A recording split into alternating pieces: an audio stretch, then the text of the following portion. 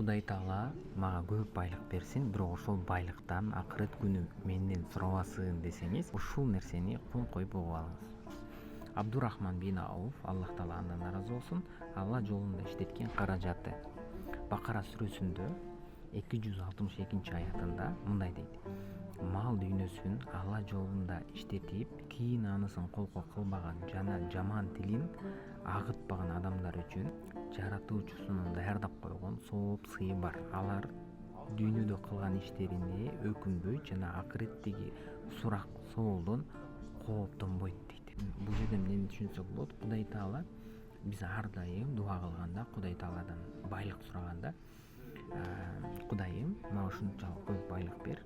Ошол байлыгыңдан ата энеме, бир туугандарымды, үй бүлөмдү жана ошондой эле мектеп салууну, медресе салууну, адамдарга жардам берүүнү, динге кызмат кылууда сен берген байлыкты акыретимде куруу үчүн колдонууну насип кыл, ошондой байлык бер дей турган болсоңуз, Кудайым иншалла ошол нерсени кабыл кылат да.